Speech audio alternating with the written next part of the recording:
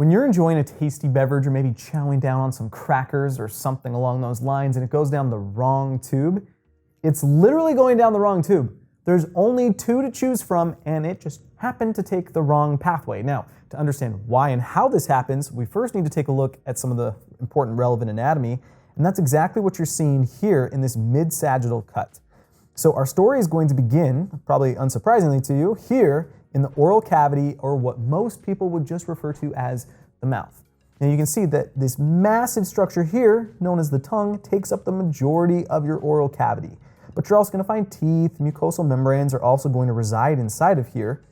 And then up top, you have what many people will call the roof of your mouth, but this is actually what's known as the palate. But there is a hard palate and a soft palate. And technically these don't really reside inside of the oral cavity. Instead, they separate the oral cavity from the nasal cavity, but still it's important to our story. So let's go ahead and say that you're taking a swig of your favorite tasty beverage. And as you do that, it's going to enter obviously into the oral cavity, and that tongue is going to then push it back. And this soft palate here is going to help guide it into the next player of our story or game, and this is what's known as the pharynx. Now, technically, actually, this is only one part of the pharynx. The pharynx actually has three different components to it. This upper portion is what's known as the nasopharynx, and this is also going to be unsurprising to you because, well, the nasopharynx comes into contact with the nasal cavity. Then the oropharynx is also, once again, or should be unsurprising to you because the oropharynx comes into contact with the oral cavity.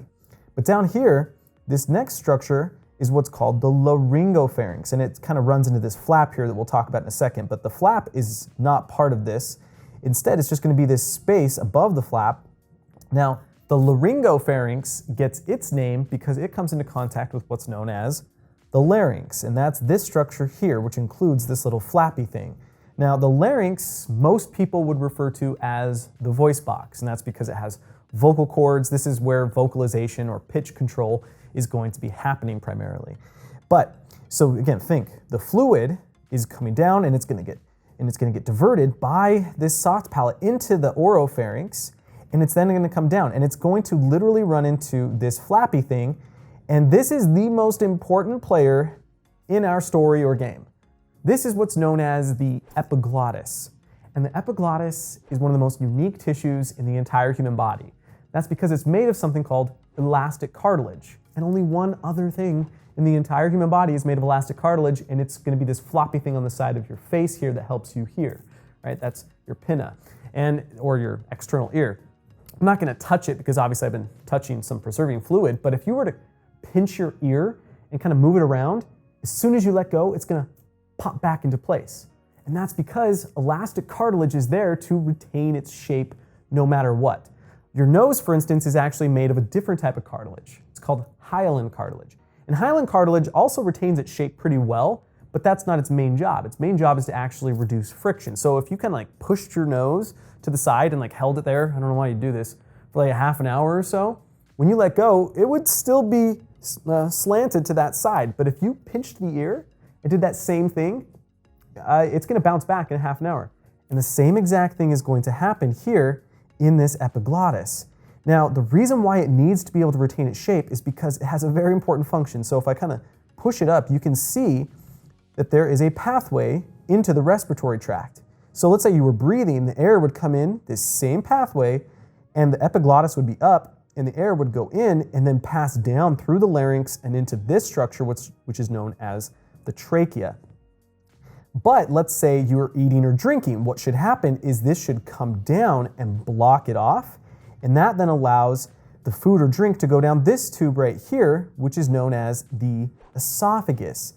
The esophagus is part of your digestive tract.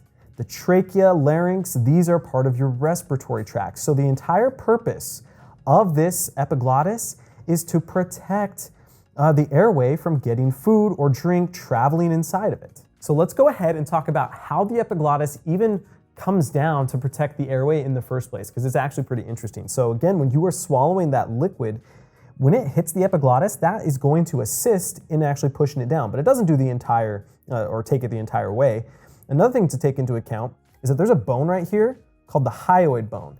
And the hyoid bone has muscles attached to it that are essential for speaking and swallowing. So when you're swallowing, it's going to pull on the hyoid bone, which is going to put tension on the epiglottis, which is also going to help to bring it down. And then, I don't know if you're really going to be able to see it, but there are muscles, well, you're definitely not going to be able to see the muscles, but there are muscles here on the side of the epiglottis that are also going to help to contract and pull this thing down. And when you add all of those up, you are going to get a blocking of that airway. So then the question really is, what's preventing it from happening? And if you actually were to, in the name of science, kind of pay attention to what you were doing the next time this happens, more than likely you breathed in or you laughed or did something very quickly that caused this. Because the thing is, caused this to come up, that is. Because if this stays down when you're trying to breathe, well, air is not going to be able to go in and out of your respiratory tract. So that's why you're only really able to do one of two things. You're either breathing or you are swallowing. You can't do them both at the same time because that would require this to be open and then you would get, well, it going down the wrong tube. This is the exact location that it goes down the wrong tube. Instead of going down the esophagus, it goes down into your respiratory tract. So if you laugh, if you hiccup, if you get startled, if you just take a breath in for some reason, then you can get this to go in. And when it does, you get a pretty intense response. You actually get what's called a cough reflex. And the cough reflex is there to protect you. There are neurons inside and lining this entire area that are receptors. They actually will sense when something is going in there other than air, and it will cause a reflex that will kind of shoot up through a pathway we can't see here that'll go up the spinal cord and go into this area here, if I can pull this into frame, called the brainstem. And what's going to happen is the brainstem is going to be like, hey, that's not supposed to happen, and it's going to send neurons down to the breathing muscles like the diaphragm and the intercostals, and it's going to cause them to contract, and you're going to and you're just going to start coughing like crazy, because as you cough, what's going to happen is air is being pushed aggressively out. And what will happen, hopefully, the idea here is the drink or the food particulate, whatever it is that's going down this pathway, is going to get pushed out and you are going to cough it out. So even if it's a very small amount of liquid or a small piece of food particulate, that's going to cause a pretty aggressive response, because the thing is, if it does make its way down here, you're going to have a pretty significant problem. And I even can show that with this dissection right here. So to wrap your mind around what you're looking at here, this is going to be the larynx or voice box, and this piece of tissue right here is known as the thyroid cartilage, but most people refer to it as the Adam's apple. This purple gland right here is called the thyroid gland, just rests below, and then we get to the trachea. Now the trachea, this is actually pretty cool. Let's see if I can, hopefully I can get this on camera. I can kind of like accordion it. And that's because there are some cartilaginous rings with connective tissue in between. So now picture this, as you're coughing, it's like, hopefully that kind of came across on the camera. But let's go ahead and say that the particulate or the food does come down here. And what we see is there is a splitting into the right and the left primary bronchi. Now, what you'll notice is that the left actually has a bigger degree of change, right? Its angle as it's changing is going to be greater than on the right side. And that's because the heart is on the left, so it actually has to kind of make its way around the heart. But that means if something does fall down, what's going to happen is it's more likely to go into the right side. But I also want to show you this. If I swing the trachea to the side, you can also see that other tube, which is the esophagus, that it should be going down. But I actually have another dissection, so let me go ahead and grab that so we can further illustrate this point. So as I kind of get this in frame here, you can once again see the larynx, and we can see that trachea. So as it comes down, and you can again see where it splits. So we've cut this. You're looking at a right lung because the left has been cut. So let's say that the particulate would go here. You can again see how it's much easier for it to go on that right side. But if I pull it over here like this, again, let me get this in frame as best I can, you can see that this is going to continue to branch off. So depending on what you, no, at this point it's not a swallow, it's what you inhaled. If it's a liquid, it's going to be able to go all the way down to the distal end of these tubes, which is going to branch an obscene amount of times. It's going to branch and branch and branch and branch. and it's going to permeate the entirety of the lung tissue. If it's a food particulate, it really depends on how big it is, because say if it's big enough to make it past this spot, but not big enough to make it past, I don't even know if you can see this, let's see if I can get this, make it past this spot, it might get jammed here, and that can create a pretty big issue. Now, think about this. Your lungs are not designed to digest and break down and absorb food or drink. You don't have the digestive enzymes to be able to pull this off. So you have a pretty big problem when you have something entering into this space and there's no real ability for your body to break it down. We call this aspiration. And that's the real, I guess, when we're talking about something going down the wrong tube, you are aspirating. Now, there is degrees of severity, right? If it barely goes into the larynx, then you're going to quickly cough it up. If it goes all the way down, that can and is likely going to be a more intense scenario. It really just depends. And what can happen, or what will happen, is your body's going to respond through coughing for sure, but your body's also going to recognize that something is here that doesn't belong. And that's where you're going to start mounting an immune response. And this is going to come with inflammation. Now, we call this inflammation pneumonitis, and that's just going to be an inflammation of this tissue here. So you can picture throughout all of the space that these tubes have permeated, all of that is going to start to get inflamed. Well, maybe not all of it. Wherever that aspirated material is at is going to start to get inflamed.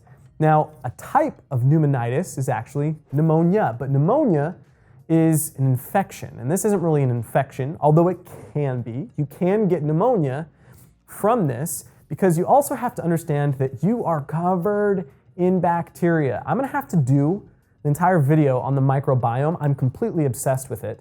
But you are just covered in good bacteria, or just bacteria that is performing some kind of function for you. And that includes the inside of your respiratory tract. There's going to be bacteria in there. Now, the thing is, if you actually provide some of them, some of those species might be able to use whatever you inhaled as a food source, and that can cause them to multiply. And if they multiply, that can create an infection that you then can have pneumonia. Or maybe there was bacteria on the particulate that you inhaled, that itself could possibly create pneumonia. But by far and large, you're going to get pneumonitis. At the same time, if it's large enough, let's say that you have a large enough, let's say it's a piece of food, and it blocks this to such a significant degree, at that point you have what's called asphyxiation. And you're suffocating, and that can obviously kill you. And that's because you're no longer able to exchange oxygen and carbon dioxide. So you can see that going down the wrong tube is a pretty big problem if you block off this area. So if I go ahead and bring this back into frame here, look at this. We have that epiglottis skin. Look how important this little thing is. You can now see again why it's made of elastic cartilage, why it's such a big deal for it to come down here. And again, I hate ranking like this piece of tissue is more important than this piece of tissue, and they're all important, but I think you all can respect just how important this little flap really is, because it's saving you from all of the aspirating and all the stuff you do every single time you take a drink or you are eating. If you want to better understand how the various organs and tissues interact with anything that you ingest, whether that's through inhalation, digestion, or even topically, like on this skin, it's best to think of the body as a gigantic puzzle. In a strange way, anatomy is very similar to watchmaking. There are countless structures all interacting with one another to create this gigantic superstructure that we call the human body. That's why I'm such a big fan of Brilliant. Brilliant is a problem-solving website focused on math and science, but it teaches you to solve complex problems through pattern recognition and logic. Developing a scientific mind where you're able to discover problems, ask the right questions, think about the many possibilities surrounding those issues, and then finding a solution to those very problems is, in my opinion, one of the most important things you can possibly be able to do. Brilliant allows you to explore the depths of subject matter such as engineering, physics, chemistry, and mathematics, and dramatically improve your ability to navigate complex questions. Just understand, analytical reasoning will carry over into your anatomy learning, as well as many other aspects of your life. If you're interested, visit brilliant.org/Institute of Human Anatomy, or you can just follow the link in the description And the first 200 people there will get 20% off their annual subscription.